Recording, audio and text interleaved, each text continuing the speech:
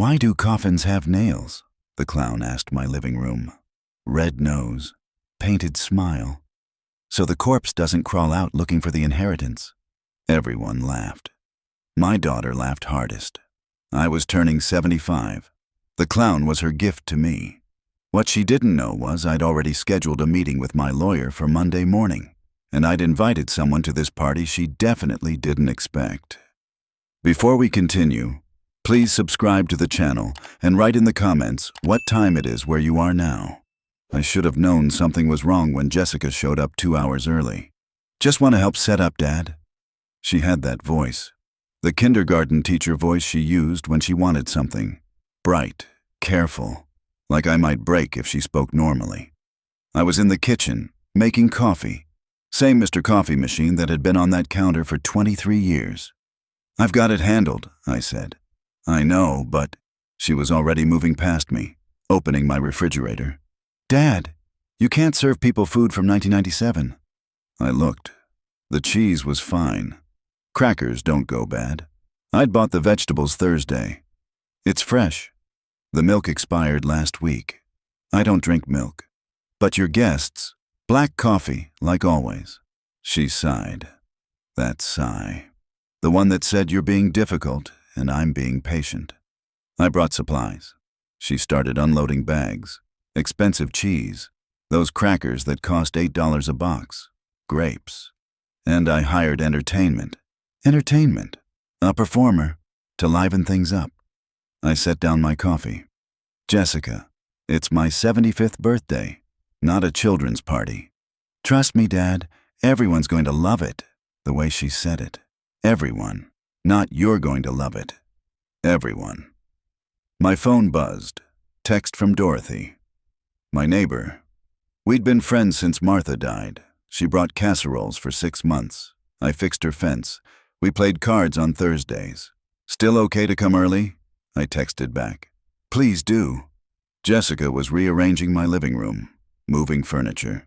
I'd had it positioned the same way for 15 years. Couch facing the window, 2 chairs. Coffee table Martha had refinished herself. "What are you doing?" "Making space for the performance." She shoved my armchair against the wall. "Performance." "You'll see." Dorothy arrived 20 minutes later, knocked twice, let herself in like always. "Happy birthday, Frank." She handed me a card. Homemade. Her grandkids had drawn on it. Crayon flowers. A stick figure that was supposedly me. "Thank you." Jessica came out of the kitchen. Saw Dorothy. Her smile got tighter. "Oh, Dorothy. Hi." "Jessica." Dorothy's voice was cool. They'd met exactly twice. Both times Jessica had that same smile, the one that didn't reach her eyes.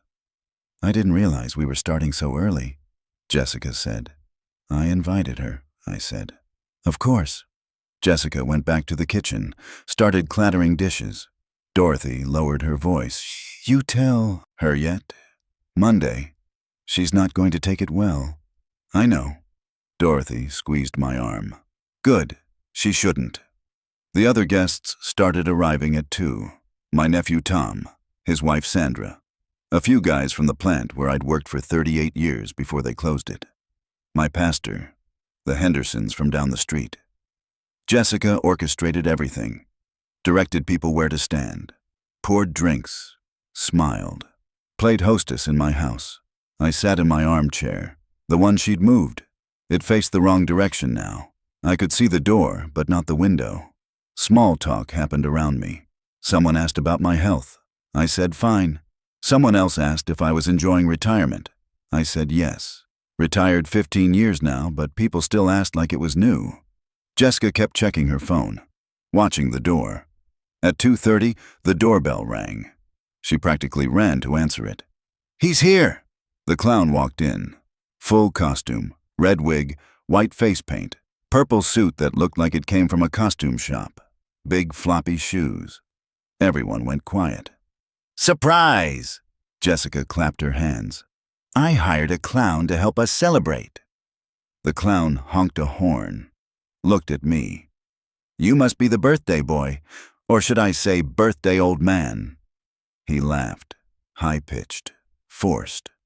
I stared at him. Jessica was beaming. "Isn't this fun? He does comedy." The clown pulled out a plastic flower. "Knock, knock." Nobody responded. "Come on, folks, knock, knock." "Who's there?" Tom said. He sounded uncertain. "Coffin." Pause. "Coffin who?" "Coffin so hard I think I'm dying." The clown slapped his knee. "Get it? Coffin, coughing." A few people gave polite laughs, the kind you make when you're uncomfortable but don't want to be rude. Jessica laughed harder. "That's hilarious." The clown warmed up, pulled out props, balloons, a fake cane, started doing a routine. "So I heard the birthday boy is 75. That's like 3/4 dead." More polite laughter. "You know what they say, 75 is the new 74, which is the new 73, which is the new closer to the grave." I watched Jessica. She was smiling, encouraging the clown with nods. The routine continued. "What's the best thing about turning 75? The funerals. You get to practice for your own." Why do old people love bingo so much? They're practicing for when someone calls their final number. What did the 75-year-old get for his birthday? 1 year closer to not having to worry about getting older. Everyone was watching me, waiting for my reaction. I sat still, face neutral. Dorothy leaned close, whispered, "What the hell is this?" "Entertainment," I said. The clown went on for 20 minutes. Every joke about death, aging, funerals, coffins, wills, the grave. Why do coffins have nails? So the corpse doesn't crawl out looking for the inheritance. Jessica doubled over laughing at that one. Actually doubled over. I looked around the room. Tom looked uncomfortable. Sandra was staring at her drink. The Hendersons were whispering to each other. My buddies from the plant weren't laughing, just Jessica. When the clown finally finished, he took a bow. Jessica applauded, loud, enthusiastic. A few others gave weak claps. "Thank you so much," Jessica said. She walked him to the door. I heard her slip him cash. "You were perfect." She came back glowing. "Wasn't that great, Dad?" Everyone was looking at me. "It was something," I said. "I thought you'd appreciate the humor. You always say you have a dark sense of humor." I did say that, once, at Martha's funeral, when someone asked how I was holding up and I said, "Well, at least the flowers are nice." It was either that or break down crying in front of everyone. That was 8 years ago.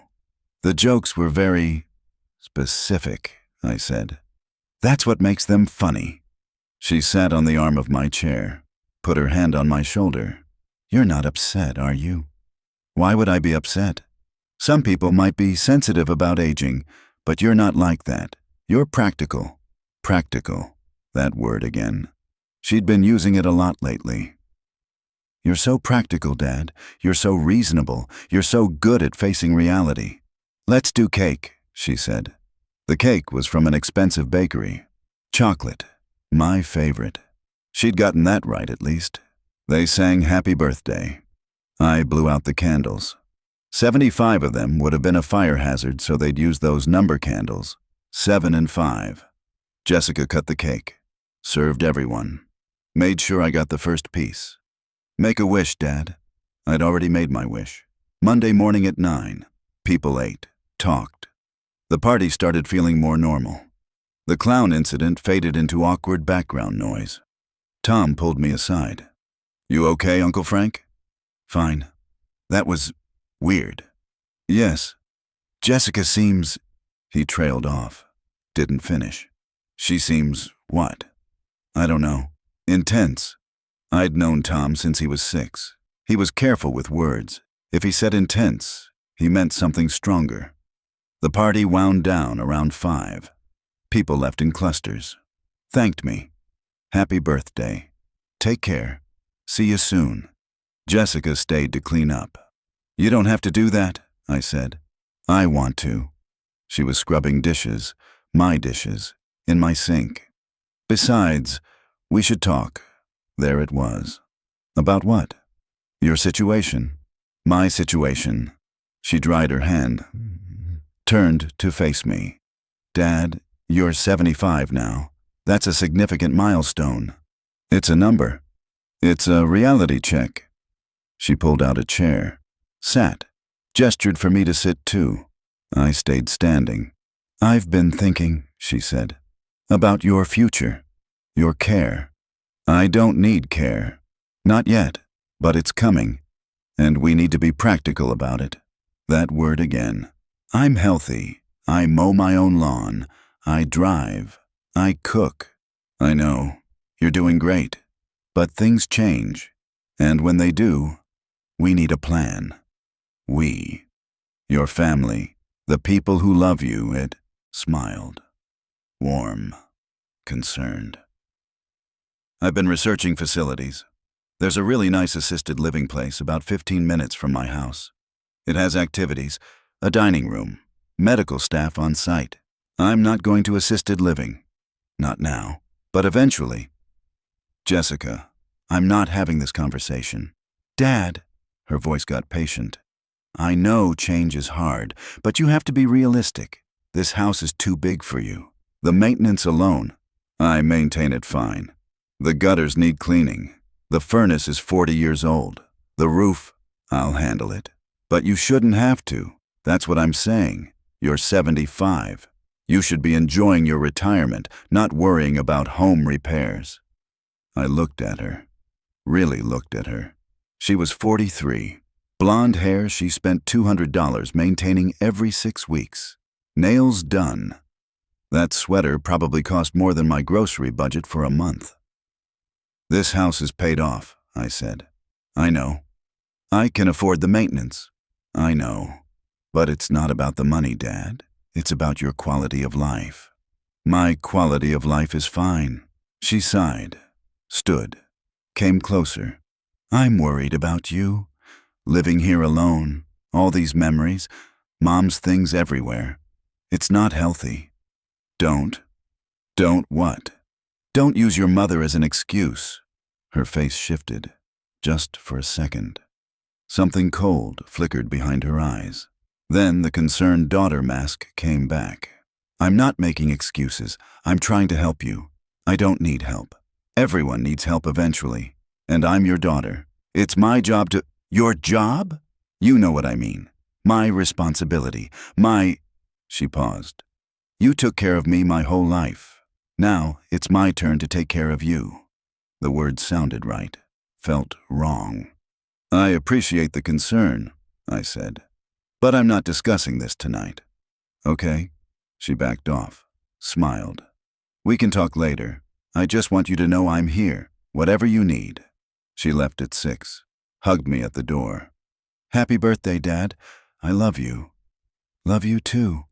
The door closed. I stood there, in my living room. My furniture pushed against the walls. Cake crumbs on plates. The smell of her perfume lingering. Dorothy came out of the kitchen. She'd stayed quiet during the whole exchange. Lurking. You heard? I asked. I heard. What do you think? I think that clown was a test. A test. To see how you'd react to death jokes. To see if you're diminished, confused, easy to manipulate. Dorothy picked up a plate, looked at it, and I think she's circling. I'd thought the same thing, didn't want to say it out loud. The meeting's Monday, I said. Good. We cleaned up the rest in silence. That night, I couldn't sleep. Lay in bed. Same bed Martha and I shared for 47 years. She died in this bed. Held my hand. Last thing she said was, take care of the garden. I'd kept the garden. Roses, tomatoes, the herb bed she'd loved. Kept the house too. Every room the way she'd left it. Not a shrine. Just home. I got up at midnight. Went to my office. The spare bedroom I'd converted after Jessica moved out. Opened my filing cabinet. I'd been organized my whole life. Factory foreman for 20 years. You learn to document everything. I had records, all of them. Started pulling files. The down payment I'd given Jessica and her ex-husband when they bought their first house. $45,000. 2006. The wedding. Jessica's wedding to Brad, her second husband. $28,000. 2011. The car loan I'd co-signed. She'd missed 3 payments before I just started covering it. $18,000 total before she traded it in. 2014. The business investment. Brad's Sure Thing restaurant. $35,000, closed in 18 months. 2016. The kitchen remodel. Just a loan, Dad. We'll pay you back. $22,000. 2017. Never saw a dollar of it. The twins' private school. Just the first year, Dad, just to get them in. $16,000 per year. They were in 5th grade now. 6 years. $96,000. Monthly emergencies. Mortgage short. Car payment. Medical bills. Groceries. Some months $500. Some months $2,000. I opened my banking app. Scrolled back. 5 years of transactions. The numbers glowed in the dark. $2,400 in January alone. Mortgage. Car. Emergency vet bill. $2,800 in February. Property tax. Unexpected insurance increase. March through December. Every month. Money out. I added it up. $187,300. That was just the last 5 years, not counting the down payment, the wedding, the business, the school. Total, $410,300. I sat back. $411,000. Not gifts, not offered. Extracted, piece by piece. Emergency by emergency. Crisis by crisis. Just this once, Dad. I'll pay you back. I know it's a lot to ask. It stopped being asking about 3 years ago. Became expectation. My phone buzzed. Midnight. Who texts at midnight? Jessica. Hope you had a good birthday. Love you. 3 heart emojis. I stared at it. She'd hired a clown to tell death jokes at my 75th birthday party, and now she was texting me hearts. I scrolled up. Read our message history. Last 10 texts from her. Can you Venmo me $800? Twins need new tablets for school. Brad's company is doing layoffs. Might need help with bills next month. Forgot to mention, can you cover the twins' field trip? $120 each. Insurance went up again. Can you help? So the refrigerator died. $2,200 for a new one. Can you do half? Not a single conversation that wasn't about money. I scrolled back further. Months. Looking for something else. Anything else. She'd called me on Father's Day. 60-second call. Happy Father's Day, Dad. We're at Brad's parents'. Talk soon. She'd texted on Christmas, after I'd sent gift cards for the twins. Thanks, Dad. They loved them. That was it. 2 contacts in 6 months that weren't requests for money. I opened my call log. She'd called 19 times in the last 5 years.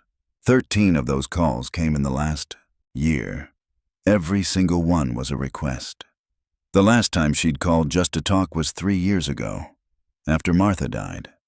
2 days after the funeral. Just checking on you, Dad. That was the last time. I sat there holding the phone long after the screen went dark. The house was quiet. That deep quiet you get living alone. Clock ticking, refrigerator humming, furnace kicking on.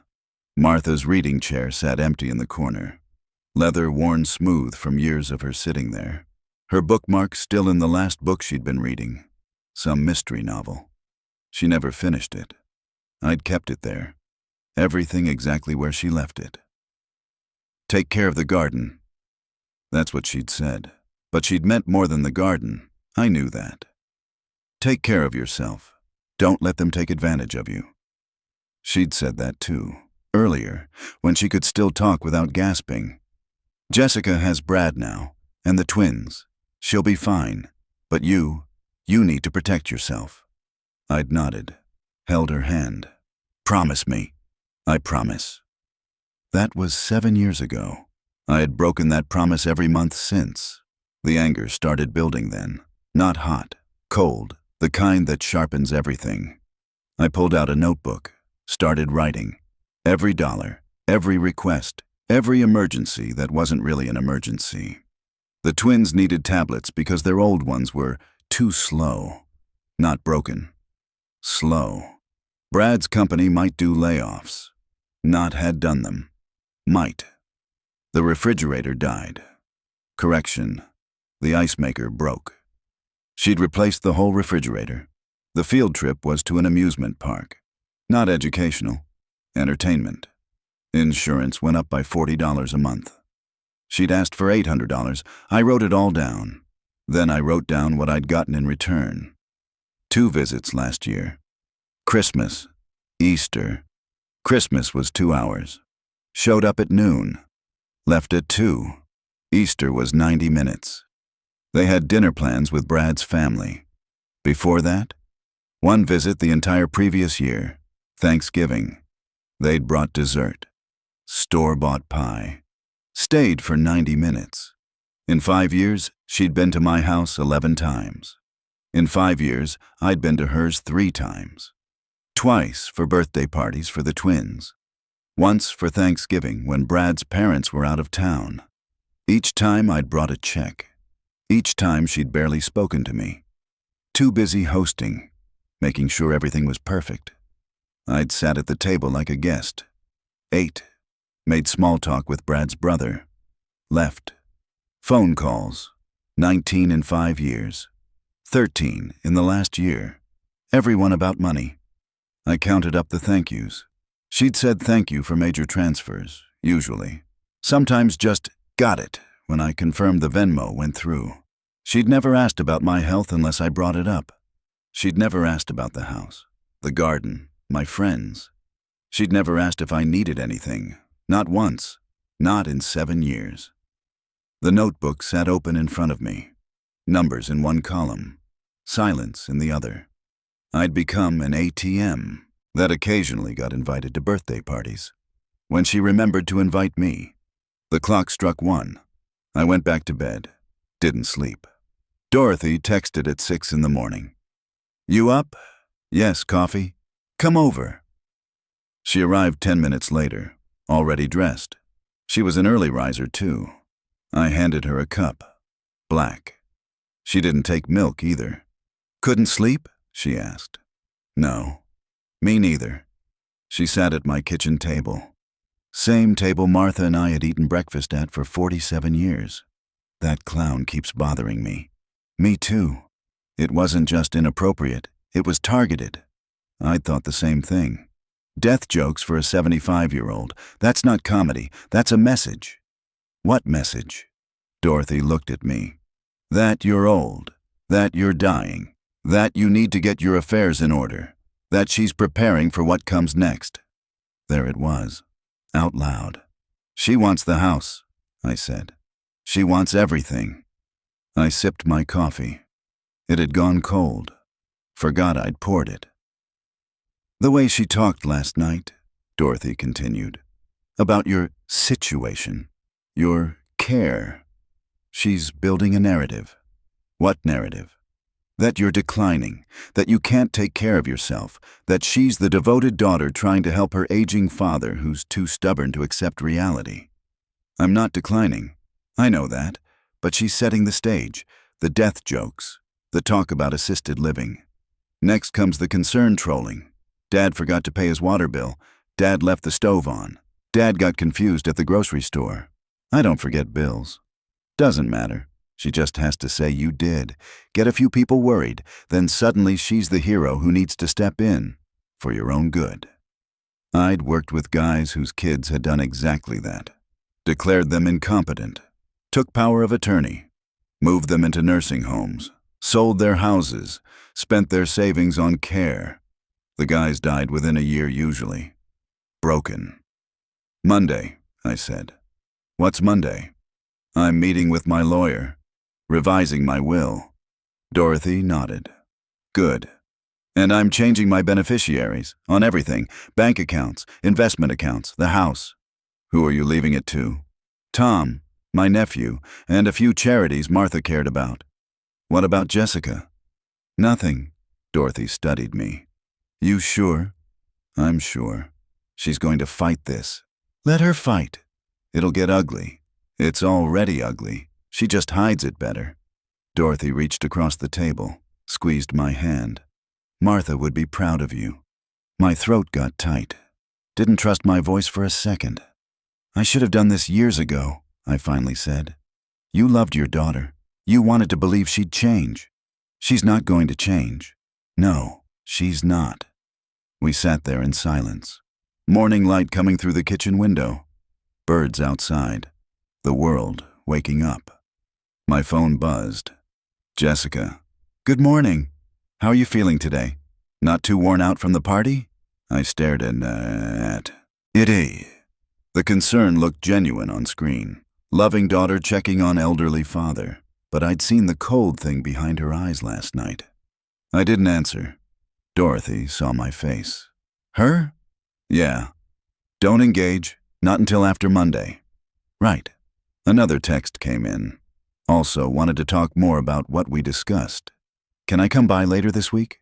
There it was. Couldn't even wait a day. Had to push. Busy this week.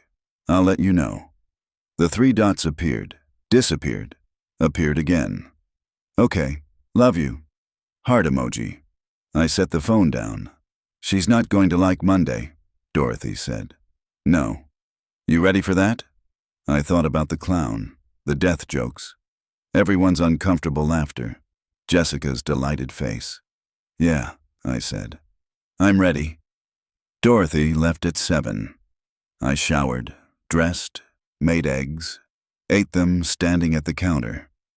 My house felt different now, like I was seeing it clearly for the first time in years. This was mine. I'd worked 43 years to pay for it.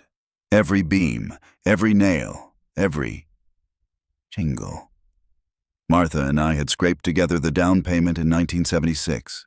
24 years old, newlyweds. This house cost $42,000 then. Might as well have been $1 million. We'd painted every room ourselves, built the deck, refinished the floors, planted every tree in the yard, raised Jessica here. Her bedroom still had the growth chart marks on the doorframe, her handprints in concrete by the back porch from 1985. She'd been 6. This house held 48 years of my life, and Jessica wanted me to give it up for assisted living. I walked through the rooms, saw them differently now. Not a burden, not too much house for one person, home. My phone rang. Tom.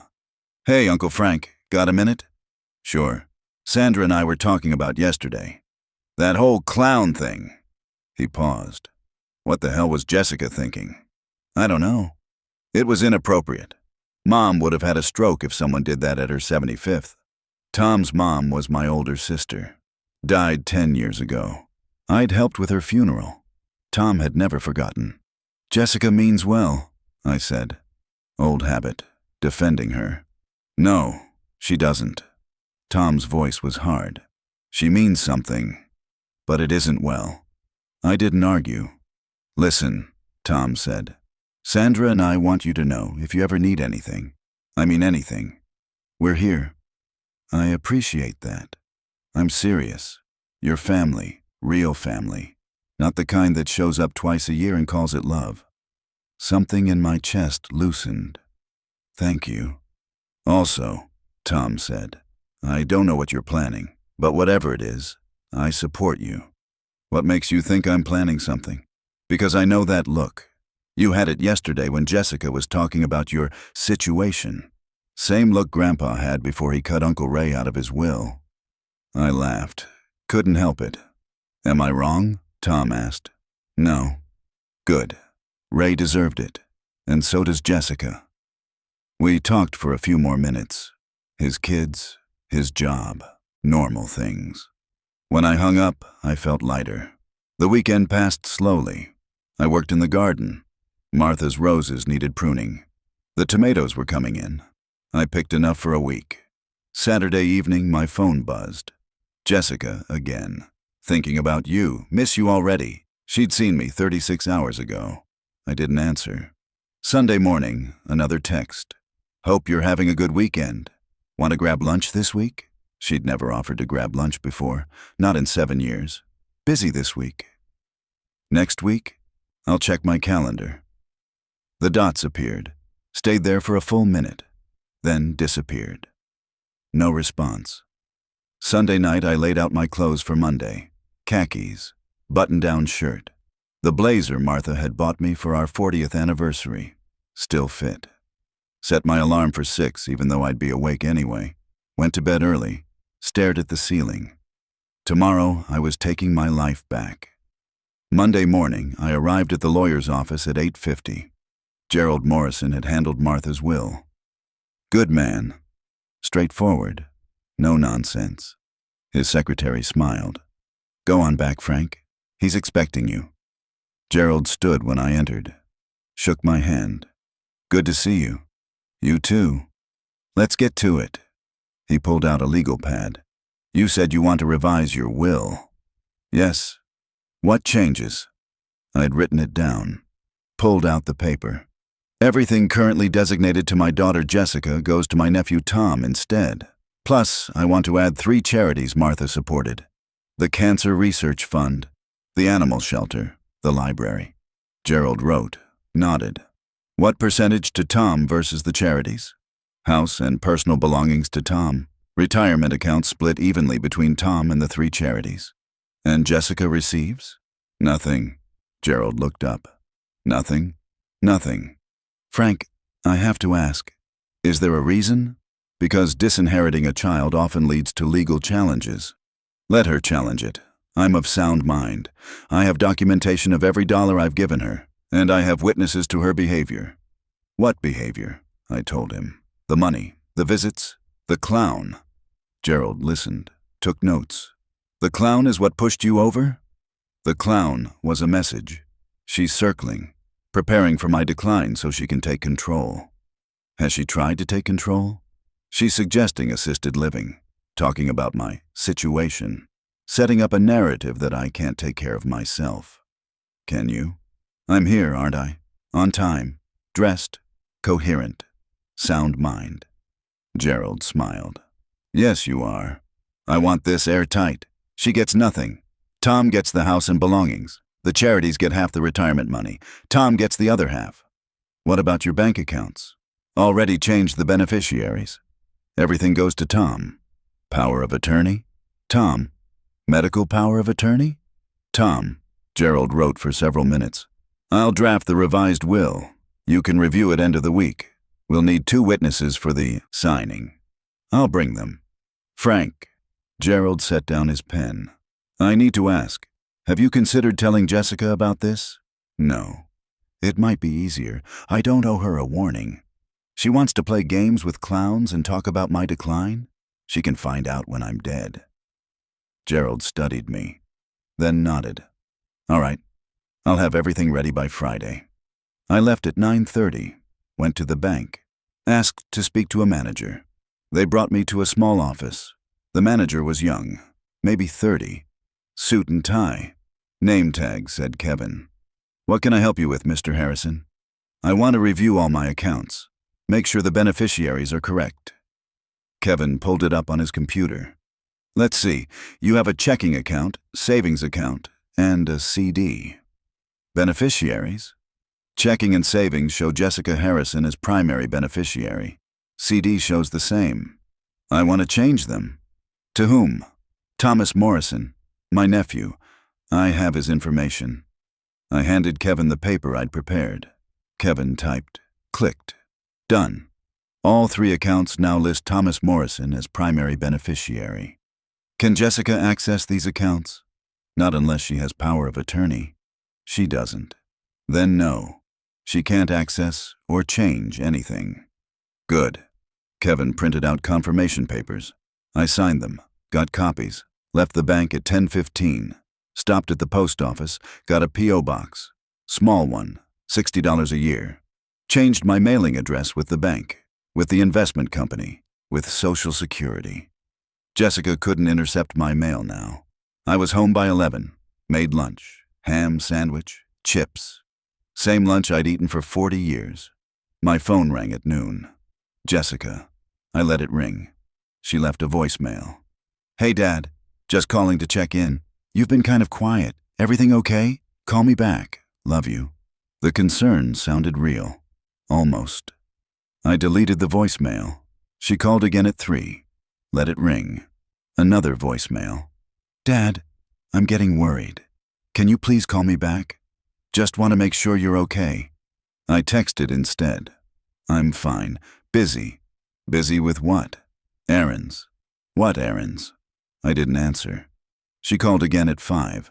Let it ring. No voicemail this time. Text instead. Dad, this is ridiculous. Pick up the phone. I turned off my phone. Made dinner. Pork chop. Green beans from the garden. Baked potato. Ate at the kitchen table. The silence felt good. Tuesday morning I turned on my phone. 7 missed calls. All Jessica. 3 voicemails. I deleted them without listening. 4 texts. Dad, you're being childish. I'm just trying to help you. Fine. Be that way. We need to talk. I'm coming over Friday. Friday, the day I was signing the will. I texted back. Don't come over Friday. I have plans. What plans? None of your business. 3 dots appeared. Disappeared. Appeared again. Are you seriously doing this because of the party? Because of the clown? This has nothing to do with the clown. Then what's it about? I need space. Space? From your daughter? Yes. Dad, that's not normal. Neither is hiring a clown to tell death jokes at your father's 75th birthday. The dots appeared. Stayed there. No response came. I put the phone down. Felt good. Wednesday she showed up at my door. I was in the garden. Heard her car. Didn't go inside. She knocked. Rang the doorbell. Knocked again. Dad, I know you're home. Your truck is here. I kept weeding. She came around the side of the house, found me in the tomatoes. Dad, I looked up. Jessica, what is going on? I'm weeding. You know what I mean. You're ignoring my calls, sending weird texts, refusing to see me. I told you I needed space. Why? Because I'm tired. Tired of what? I stood, brushed dirt off my hands, looked at her. She was dressed for work, blazer, heels, hair perfect, makeup perfect. I'm tired of being an ATM, I said. Her face went blank. What? You heard me. I have no idea what you're talking about. Yes, you do. Dad, I think you're confused. I'm not confused. I counted it up. $407,300 in the last 5 years. Her mouth opened, closed. That's not fair. Most of that was loans. Loans you never paid back. I was going to. When? You borrowed $35,000 for Brad's restaurant in 2016. It's 2023. Where's the money, Jessica? The restaurant failed. You knew that. I knew, but you didn't pay me back. We couldn't afford, but you could afford a new kitchen and private school and that car. Her face was going red. Those were necessities. Necessities you couldn't afford without my money. You're my father. You're supposed to help. Help and bankroll aren't the same thing. So what? You're cutting me off because I needed help? I'm cutting you off because you don't need help. You need an endless supply of money and you're mad it stopped. That's not true. You called me 19 times in 5 years. 13 of those were in the last year. Every single call was about money. Not once did you call just to talk. That's not... I call... When? When was the last time you called just to see how I was doing? She stood there, mouth working. No words coming out. You can't remember, I said. You're twisting this. You're making me sound like... Like what? Like I don't care about you. Do you? Of course I do. You're my father. Then why does it only show up when you need money? I visit. I came to your birthday. You hired a clown to tell death jokes at my birthday. It was funny. It was cruel. You're being too sensitive. Maybe.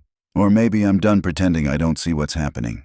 She stepped back, crossed her arms. What's happening, Dad? Tell me. What am I doing that's so terrible? You're circling. Talking about my decline, my situation. Suggesting assisted living. Setting up a story that I can't take care of myself so you can take control. That's insane. Is it? Because it sounds exactly like what happened to Bill across the street. His daughter did the same thing, talked about his decline, moved him to a facility, sold his house. He was dead in 8 months. I would never... Wouldn't you? No. God, Dad, I'm trying to help you plan for the future. My future is fine. You're 75, living alone, in a house that's too big, There it is. What? The house. That's what this is about? No. You want the house, the equity, the money. I want you to be taken care of. Then pay me back the $411,000.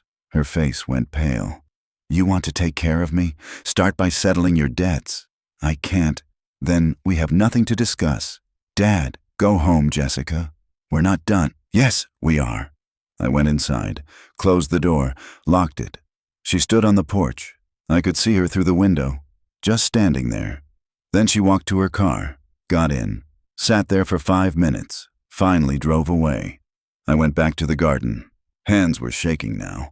Adrenaline, anger, something. I pulled weeds until dark. Thursday was quiet. No calls, no texts. I went to the hardware store, bought new locks for the front and back doors, installed them Thursday afternoon. Jessica had a key to the old locks. Not anymore. Friday morning I dressed carefully. The blazer, good shoes. Drove to Gerald's office. Dorothy and Tom were already there. I'd asked them to be the witnesses. Gerald handed me the new will. 4 pages, legal language, but clear. Read through it. Make sure everything is correct. I read. Tom got the house and personal property. The retirement account split between Tom and the 3 charities. Jessica received nothing. It stated explicitly, I am intentionally making no provision for my daughter Jessica Harrison. It's perfect, I said. Then let's sign. I signed. Tom and Dorothy witnessed. Gerald notarized. Done, Gerald said. This supersedes all previous wills. Jessica will receive nothing upon your death. Good. She'll likely challenge this. Letter. You're sure? Positive.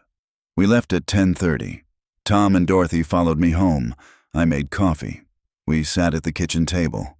How do you feel? Dorothy asked. Free? She's going to lose her mind when she finds out, Tom said. She doesn't find out until I'm dead. She'll figure it out before then. She's not stupid.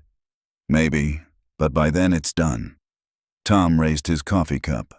To Uncle Frank, and taking his life back. We drank to that. They left at noon. I stood in my kitchen, my house, mine. For the first time in 7 years, I felt like I could breathe. My phone rang at 2. Jessica. I almost didn't answer. Then decided, why not? Hello. Dad. Her voice was tight, controlled. We need to talk. About what? About Wednesday. About what you said. I said what I meant. You accused me of terrible things, of only caring about money, of planning to take control of your life. Yes, that's not fair. It's accurate. Dad. She took a breath. I heard her forcing calm. I think you're having some kind of episode, some kind of breakdown, and I'm worried about you. There it was. Exactly what Dorothy predicted. I'm not having a breakdown. You're acting paranoid, accusing me of things that aren't true, locking me out. How do you know I changed the locks? Silence. I tried my key, she finally said. It didn't work. When did you try your key? This morning. I wanted to drop off some groceries, to show you I care. Without asking if I wanted groceries. I was trying to do something nice. By letting yourself into my house without permission? It's my childhood home, Dad. It's my house. You're being paranoid. You're proving my point. Listen to yourself. You sound what? Unstable. I laughed. Couldn't help it. You think I'm unstable? I think you need help.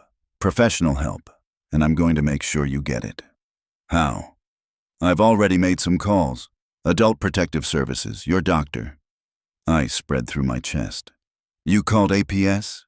I'm worried about you. You're showing signs of paranoia, confusion, erratic behavior. They need to evaluate you. I'm not confused. Dad, you accused me of stealing from you. You changed your locks. You're isolating yourself. Those are warning signs. Warning signs that I'm setting boundaries you don't like. No, warning signs of cognitive decline. I'm 75, not senile. But you're old, and living alone, and clearly not thinking rationally. She said it so calmly, like it was fact. I have a cognitive evaluation, I said. Dated last Friday. Perfect score. Silence. What? I saw this coming. Got evaluated. By a real doctor, not APS. Results show I'm completely competent. You're lying. I'll fax it to APS myself. Dad. And I have a lawyer who documented everything, every dollar you took, every time you manipulated me, every threat you've made. I haven't threatened. You just threatened to have me declared incompetent. That's on record now. This call is being recorded. It wasn't. But she didn't know that. You're insane. And you're done. Don't call me. Don't come to my house. Don't contact me at all. You can't. Watch me. I hung up. Hands were shaking again. But not from fear. From rage. Pure, focused rage. She'd called APS. Tried to have me declared incompetent. Tried to take control. Just like Dorothy said she would. My phone rang again. I blocked her number. It rang from a different number. Probably Brad's phone. I let it ring. Voicemail. I didn't listen. Saturday morning there was pounding on my door. I looked through the peephole. Jessica, Brad, and someone I didn't recognize. Woman in a pantsuit. Clipboard. I opened the door 6 inches. Kept the chain on. Mr. Harrison? The woman with the clipboard. I'm Sandra Chen from Adult Protective Services. I know who you are. Your daughter filed a concern report. We need to do a wellness check. I'm well. I still need to come in and... Do you have a warrant? She blinked. No. Then no. Mr. Harrison, if you refuse evaluation, we can petition for a court order. Petition away. My lawyer's name is Gerald Morrison. He has documentation of my cognitive evaluation. Dated last Friday. Perfect score. He also has documentation of my daughter's attempts to manipulate and defraud me. Sandra looked at Jessica. You didn't mention he'd had an evaluation. Because I didn't know, Jessica said. He's lying. I'll fax the results to your office Monday morning, I said, along with a statement from my doctor and a formal complaint about my daughter's harassment. Dad, don't do this. You called APS on me. You tried to have me declared incompetent. So you could what? Get power of attorney? Sell my house? I was trying to help. No, you were trying to take control. It didn't work. Brad spoke up. Sir, with all due respect, Jessica is just concerned about your welfare. Stay out of this. We're family. You're the second husband who helped her spend $411,000 of my money. You're not family. You're a parasite she married. Brad's face went red. Sandra held up a hand. Okay, everyone calm down. Mr. Harrison, I'll review any documentation you send. If everything checks out, we'll close the case. It will check out. In the meantime, I need to note that you appear alert, oriented, and capable of making your own decisions. I am. And you're refusing services? I'm refusing harassment from my daughter. Sandra wrote on her clipboard. Handed me a card. If you need anything, call this number. I won't need anything. She left. Brad followed. Jessica stayed.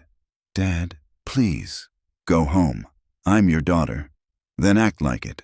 I am. Everything I've done, everything you've done has been for you. Not me. Don't pretend otherwise. Tears welled up in her eyes. Real ones. Maybe. I love you. You love my money. That's not fair. Fair was giving you $411,000 and getting 2 visits a year in return. This is just. You're going to regret this. Maybe, but it'll be my choice, not yours. I closed the door. She stood there for a minute, then left. I watched from the window. She sat in her car, head on the steering wheel. Part of me felt guilty, the dad part. The part that remembered teaching her to ride a bike, reading her bedtime stories. Then I remembered the clown. The guilt faded. Saturday afternoon, Tom called. I heard Jessica showed up with APS. Dorothy told you? She called Sandra. Got the whole story. You okay?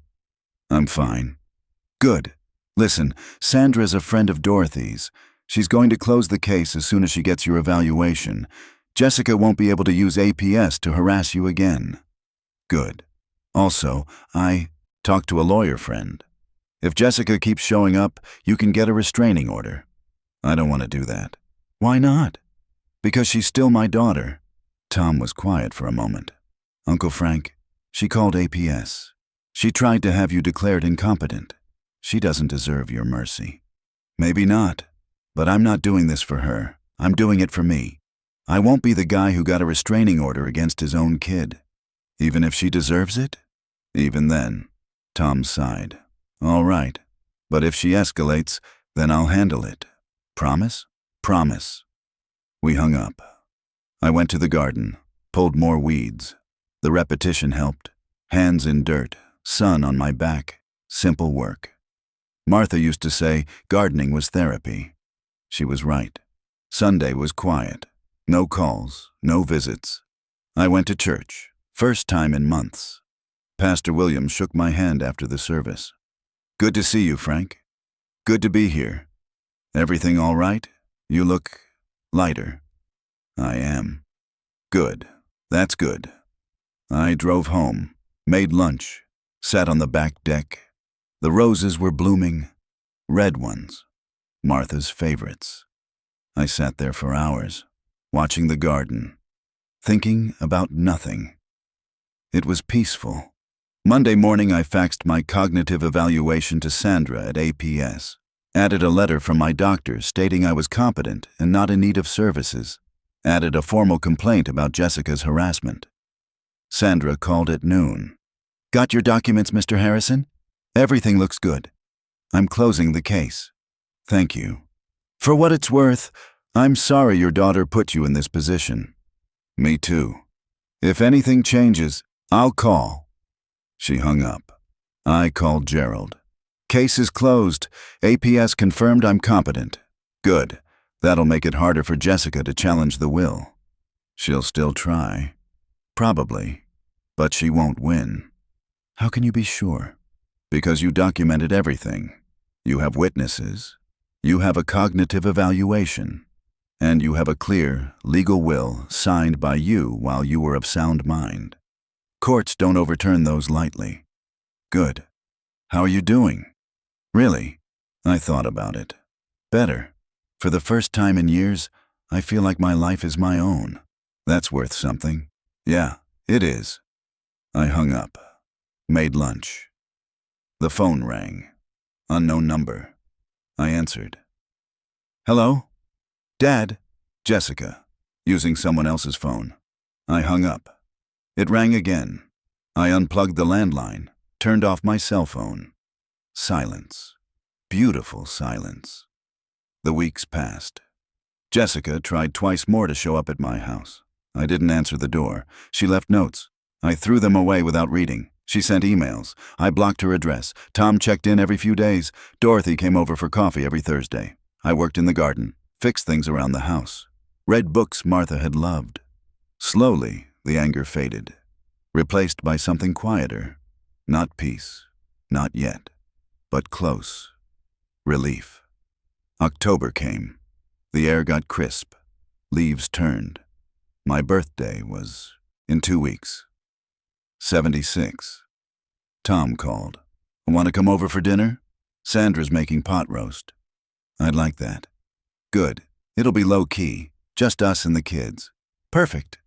No clowns. I laughed. Appreciated. The night of my birthday, I drove to Tom's house. Nice place. Modest. They'd lived there 15 years. Sandra met me at the door. Hugged me. Happy birthday, Frank. Thank you. The kids tackled me. Emma and Jake, 10 and 12. Good kids. We ate pot roast, mashed potatoes, green beans, homemade rolls. They sang happy birthday. Chocolate cake. My favorite. Make a wish, Grandpa Frank, Emma said. I thought about it, looked around the table. People who loved me, actually loved me, not my bank account. I think I'm good, I said. Tom smiled, raised his glass. To Uncle Frank, the toughest old bastard I know. Language, Sandra said, but she was smiling. We drank. I blew out the candles. The cake was good. The company was better. I drove home that night feeling full. Not from the food, from belonging. Real belonging. Not the transactional kind Jessica had offered. I pulled into my driveway at 9.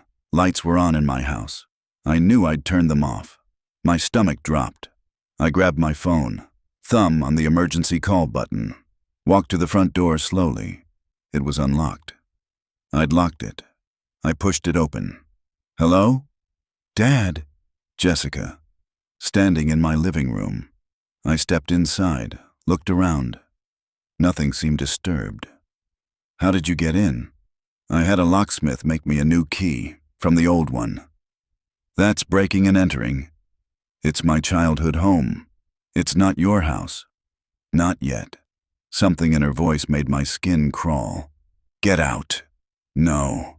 We need to talk. We have nothing to say. Yes, we do.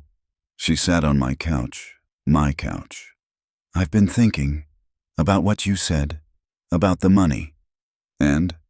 You're right. I owe you, and I'm going to pay you back. I stared at her. How? I'll sell my house. Downsize. Use the equity to pay off what I owe you. It sounded reasonable. Too reasonable. All of it? Every penny. $400,300. You counted it up. I'll pay it back. Why? Because I love you, and I was wrong, and I want to make it right. She looked sincere, sounded sincere, but I'd seen the cold thing in her eyes. When? 6 months. I need time to list the house, find a new place, but I'll do it. In writing? Of course. I'll have my lawyer draw up a promissory note, legal and binding. And the visits? The calls? I'll do better, I promise. She stood, came closer. I know I've been a terrible daughter. I know I've taken advantage. But I want to change. Really change. Please, Dad. Give me one more chance. Every instinct screamed no. But the dad part. The part that remembered her as a little girl. That part wavered. I don't know. Please, just think about it. She hugged me, held on tight. Then she left. I stood in my living room. Everything felt wrong. I called Tom. She's up to something. What happened? I told him. The break-in, the offer. It's a trap, Tom said. I know. She's buying time. 6 months. Then she'll have an excuse why she can't pay. Another emergency. And you'll be right back where you started. I know. Don't do it. Don't give her another chance. I won't. But part of me wanted to. That's what made me angriest. After everything, I still wanted to believe her. I called Gerald the next morning. She broke into my house, offered to pay me back in 6 months. Do you believe her? No. Good. Because she's stalling. That's what Tom said. Listen to Tom and document the break-in. File a police report. You need a paper trail. I filed the report that afternoon. The officer took notes. Looked bored. You want to press charges? Not yet. Just want it on record. All right, we'll file it. I went home, changed the locks again. This time to something you couldn't copy from an old key. Reinforced the back door. Installed a ring camera. My house was a fortress now. I hated that it had to be. 2 weeks later, Jessica called from a new number. I answered without thinking. Dad, did you get the promissory note? What? I had my lawyer send it. For the $400,300. Should have arrived yesterday. I checked my mail. Nothing. I didn't get it. That's weird. I'll have him resend it. But I wanted you to know I'm serious. I'm listing my house next week. Okay. And I wanted to invite you to Thanksgiving. The twins really miss you. The twins. Emma and Tyler. I hadn't seen them since my birthday. Last year's birthday. I'll think about it. Please come. It wouldn't be the same without you. She hung up. The promissory note never arrived. She called again a week before Thanksgiving. Dad, did you get it yet? No. That's so weird. I'll call the lawyer. But hey, Are you coming Thursday? I don't know. The twins are counting on you. They made you something special. Guilt. She was using the kids now. I'll let you know. I called Tom. She's using the twins to manipulate you. I know. Don't go. But, Uncle Frank, she broke into your house. She's lying about the promissory note. She's not changing. She's just changing tactics. The kids didn't do anything wrong. No, but you showing up rewards her behavior. She'll see it as weakness, something to exploit. He was right. I hated that he was right. What do I do? You stay home. You protect yourself. And you let her explain to the twins why Grandpa isn't there. Thanksgiving morning, I stayed home, made a small turkey. Just for me. Dorothy came over at 2, brought pie. We ate together, watched football. My phone rang at 4. Jessica. I let it ring. Voicemail. Dad, where are you? The twins are waiting. They're crying. How could you do this to them? I deleted it. Another call at 5. Another voicemail. This is unbelievable. You're punishing your grandkids because you're mad at me. That's cruel. I wasn't punishing the kids, but explaining that would require talking to her, so I didn't. Dorothy saw my face. She called? Yeah. What did she say? That I'm punishing the kids. You're not. You're protecting yourself. Doesn't feel like it. I know, but it's the right thing. She was right. Didn't make it hurt less. December came. Christmas approached. Jessica sent a card. The twins had signed it. We miss you, Grandpa. Love, Emma and Tyler. I put it on the fridge. Stared at it for days. Tom called Christmas Eve. What are you doing tomorrow? Nothing. Come here. Sandra's making ham. You sure? Positive. Your family. I went. It was good. The kids, the food, the laughter.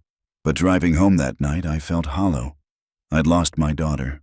Or maybe I'd never really had her. Either way, it hurt. January came. Jessica stopped calling. No texts, no emails, no notes. Tom said she'd posted on Facebook. Something about ungrateful parents who abandon their children. I wasn't on Facebook, didn't see it, didn't want to. February, March, April. Silence. I worked in the garden. The roses were coming back. Martha's roses. I sat in her reading chair, picked up the book she'd never finished, read it cover to cover. It was good. She would have liked the ending. May brought warm weather. I planted tomatoes, peppers, herbs. Worked until my hands hurt. It felt good. Dorothy came over one Thursday. Looked at me across the coffee. You're doing better. Am I? Yeah. You look settled. I feel tired. That's different than defeated. Maybe. June. My 76th birthday approaching. Tom called. Dinner here? Yes. Good. Emma's making you a cake. She doesn't have to. She wants to. She loves you. That word. Love. Real love. Not the transactional kind. My birthday came. The dinner was perfect. The cake was lopsided and wonderful. Emma hugged me. Happy birthday, Grandpa Frank. Thank you, sweetheart. Jake gave me a drawing. Stick figures. Me, Tom, Sandra, the kids. That's our family, he said. I looked at it. Our family. Not Jessica, not Brad, not the twins, but family nonetheless. I hung it on my fridge next to the Christmas card. 2 different families. One real, one not. July came, hot. I watered the garden every evening. The tomatoes were coming in, big ones, Martha's favorite kind. I picked enough for a week, gave some to Dorothy. She made sauce, brought me a jar. We sat on my back deck, ate bread and fresh tomatoes and sauce. This is good, I said. It is. We sat in comfortable silence. The phone rang. Unknown number. I almost didn't answer, but something made me. Hello? Mr. Harrison? This is Mercy Hospital. Your daughter Jessica Harrison was brought in an hour ago. You're listed as her emergency contact. My stomach dropped. What happened? Car accident. She's stable, but we need family here. I'm coming. I drove to the hospital, hands tight on the wheel. She was my daughter, no matter what she'd done.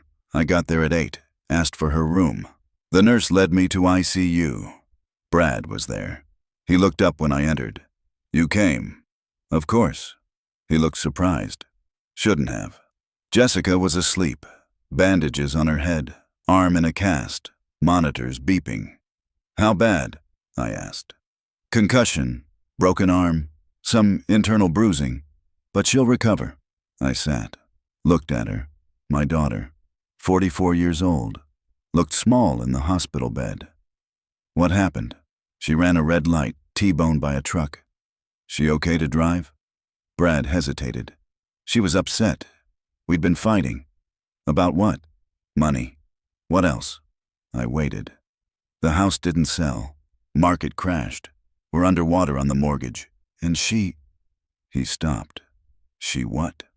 She wanted to ask you for help. I said no. We fought. She left angry. I looked at Jessica, sleeping, broken. Part of me felt vindicated. See what happens when you don't have Dad's money to bail you out. Part of me just felt sad.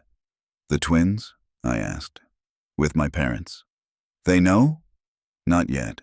We wanted to wait until Jessica woke up. I nodded. We sat in silence. Jessica woke at midnight, groggy, confused. Saw me. Dad? Hey, you came. Of course. Tears ran down her face. I'm sorry. I'm so sorry. Shh, rest. No, I need to say this. I was wrong. About everything. The money, the way I treated you, the clown. God, the clown. What was I thinking? Jessica. I became someone I don't recognize. Someone who used you. And I'm ashamed. She was crying harder now.